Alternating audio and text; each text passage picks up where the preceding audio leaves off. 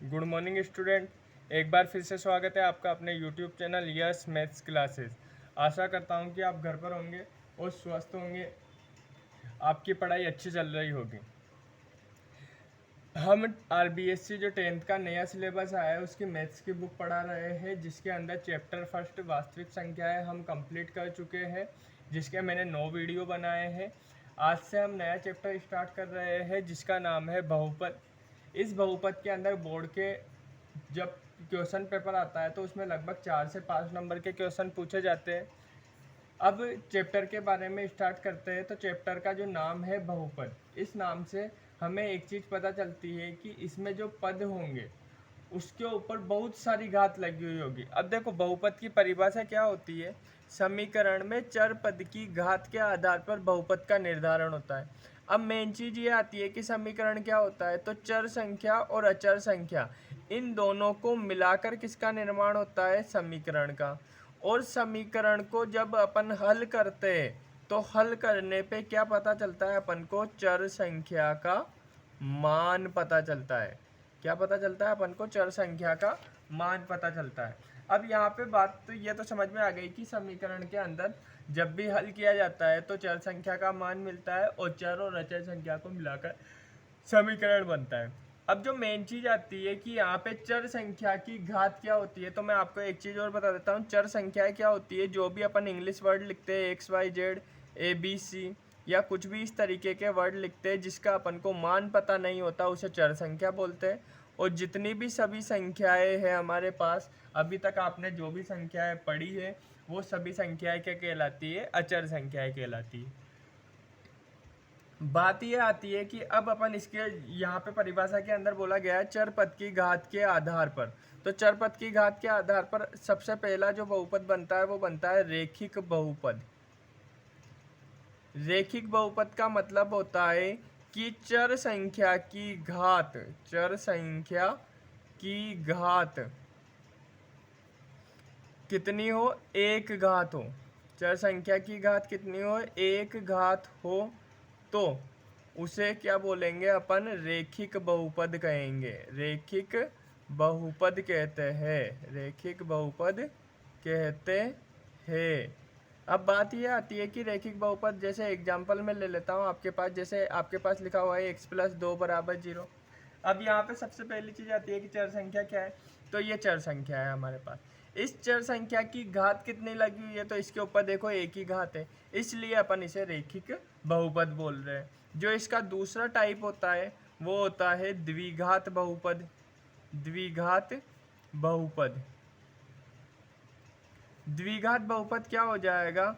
चर संख्या की घात, चर संख्या की घात कितनी हो? 2 हो, उसे क्या बोल देंगे अपन? उसे द्विघात बहुपद कहते हैं। द्विघात बहुपद कहते हैं।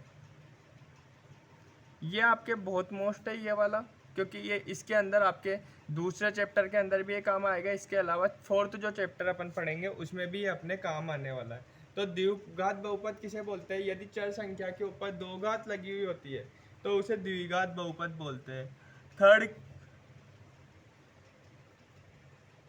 त्रिघात बहुपद। तो त्रिघात बहुपद किसे बोलेंगे?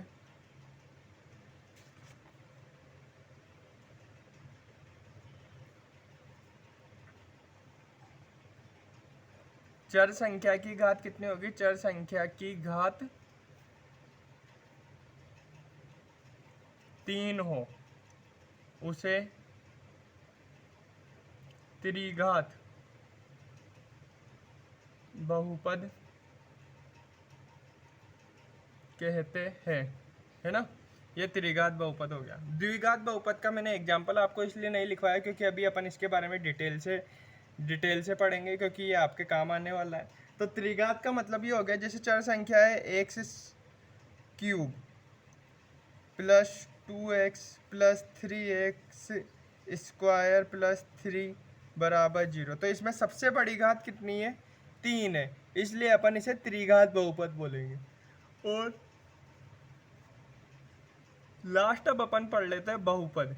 तो बहुपद किसे बोलेंगे? जिसमें चर संख्या के ऊपर, चर संख्या के ऊपर 3 से बड़ी घात हो, 3 से बड़ी घात हो, उसे बहुपद कहते हैं, उसे बहुपद कहते हैं। मतलब चर संख्या के ऊपर 3 से बड़ी घात आ जाएगी, एक घात रहेगी तो रेखिक बोल देंगे, द्विघात रहेगी मतलब 2 घात रहेगी तो द्विघात बोल देंगे, 3 घात रहेगी तो त्रिघात। लेकिन अगर 3 से बड़ी घात आ जाएगी तो उसे अपन क्या बोलेंगे? त्रिघात बहुपद। अब बात आती है अपने पास कि द्विघात क्या होता है। द्विघात बहुपद बोल दो।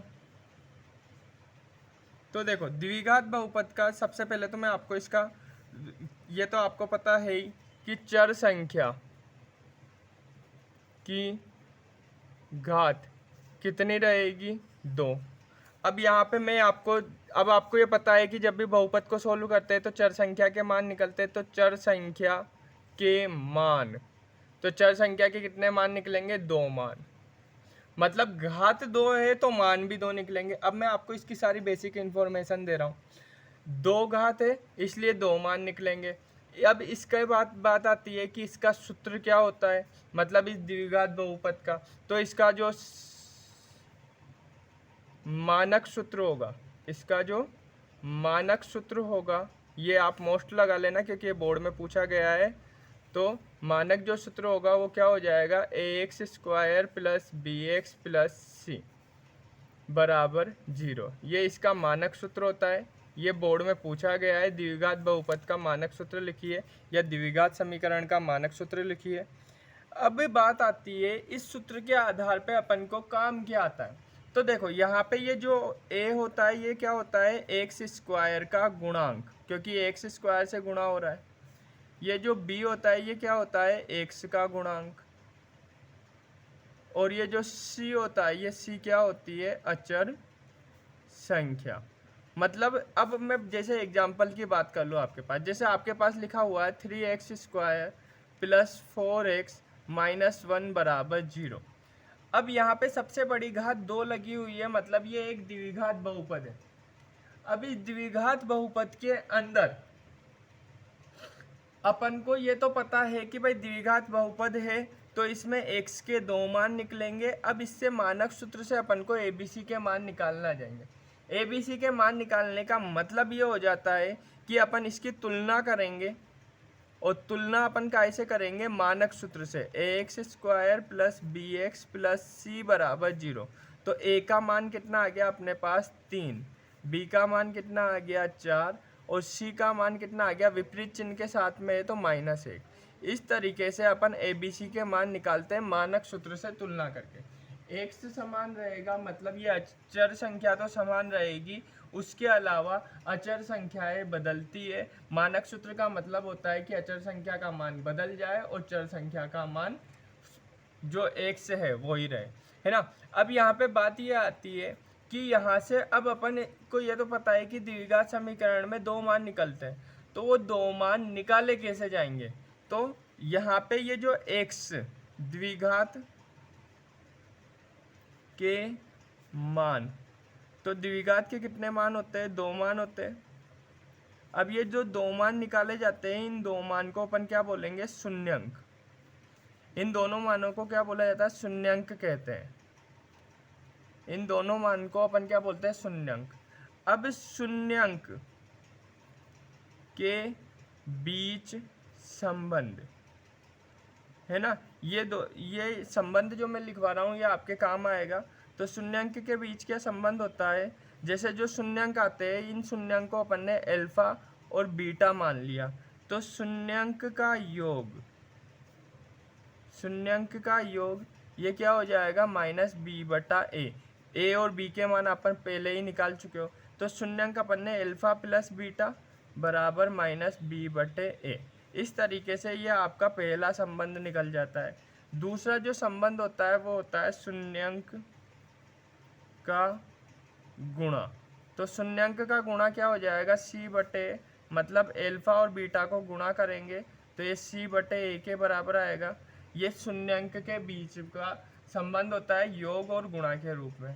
अब ये द्विघात जो बहुपद है, द्विघात बहुपद हल करना, ये हम नेक्स्ट वाले वीडियो में बात करेंगे कि द्विघात बहुपद को अपन सोल्व कैसे करते हैं। मतलब इसके जो दो मान निकलते हैं, अपन ने ये बोला है कि दो मान निकलेंगे, ये दो मान निकलते कैसे है ये मैं आपको नेक्स्ट वीडियो में बताऊंगा। अगर वीडियो पसंद आता है तो इस वीडियो को लाइक कर दिया कीजिए, साथ ही साथ सभी स्टूडेंट्स को इस चैनल से जोड़ लीजिए और इस चैनल को सब्सक्राइब कर लीजिए और बेल आइकन को क्लिक कर लीजिए, ताकि जब भी मैं वीडियो सेंड करूं तो आपको सबसे पहले नोटिफिकेशन मिल जाए। Thank you.